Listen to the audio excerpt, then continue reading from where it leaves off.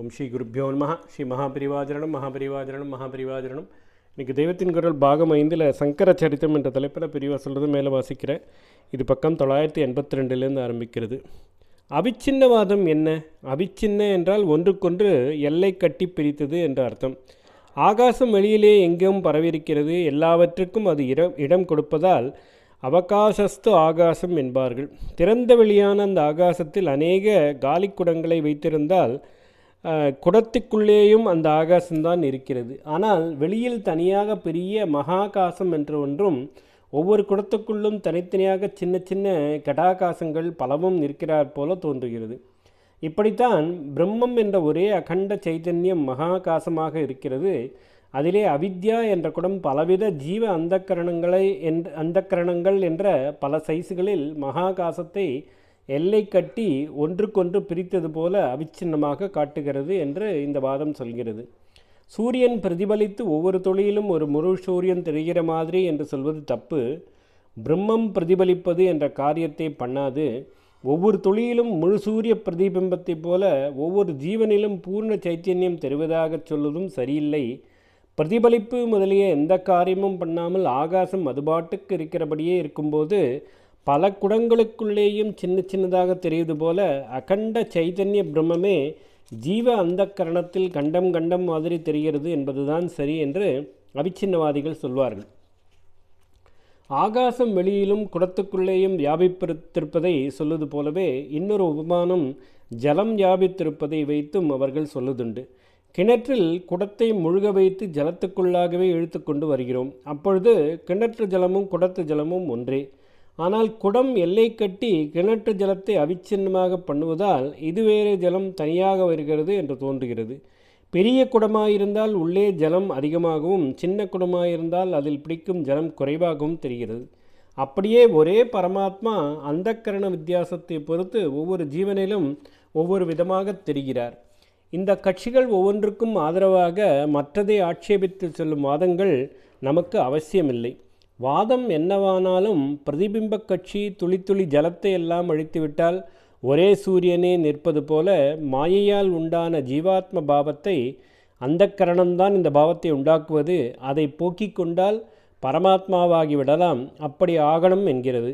அவிச்சின்ன கட்சியும் குடத்தை உடைத்துவிட்டு மகாகாசமாக ஒரே நீர்ப்பரப்பாக ஆகிவிட வேண்டும் என்று இதே லட்சியத்தை தான் சொல்கிறது.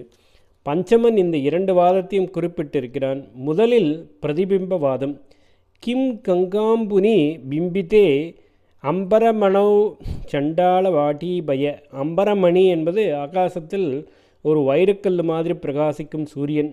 அது கங்கா ஜலத்திலும் கங்காம்புரி பிரதிபிம்பம் எடுக்கிறது. பிம்பித்தே எங்கள் சேரிக்குட்டை ஜலத்திலும் தான் சண்டாள வாட்டீபயம் பிரதிபிம்பிக்கிறது. இந்த இரண்டு பிரதிபிம்பங்களுக்குள்ளும் ஏதேனும் வித்தியாசம் உண்டா? அப்புறம் அவிச்சின்னவாதம் பேசுகிறான். ராஜா அரண்மனையில் தங்கக்குடத்தில் உள்ளேயும் காஞ்சன கட அந்தரம் ஆகாசம் அம்பரம் இருக்கிறது அஸ்தி. எங்கள் சேரி வீடுகளிலும் மண்பானை மிருதகும்பம் வைத்திருக்கிறோம். அதற்குள்ளேயும் ஆகாசம் இருக்கிறது.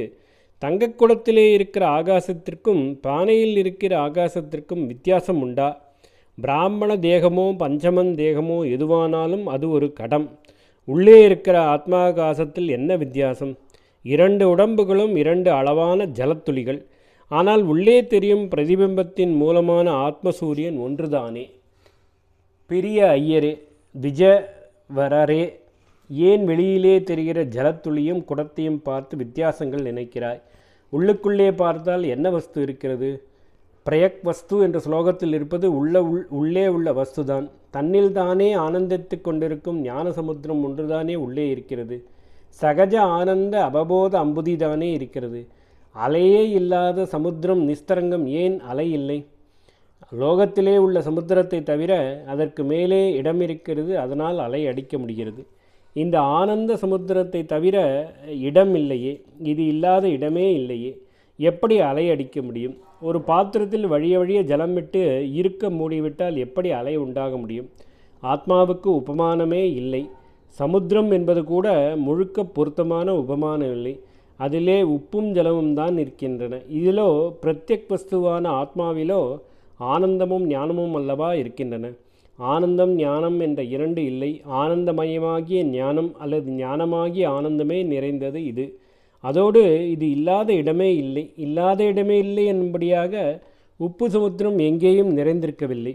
இப்பொழுது இங்கே சமுத்திரம் இருக்கிறதோ, அது இருக்கும் இடத்தில் கூட ஒரு லெவலுக்கு மேலே இல்லை. பூமி மட்டத்தோடு சமுத்திர மட்டமும் முடிந்து அதற்கு மேலே திறந்த வெளியாகத்தானே இருக்கிறது.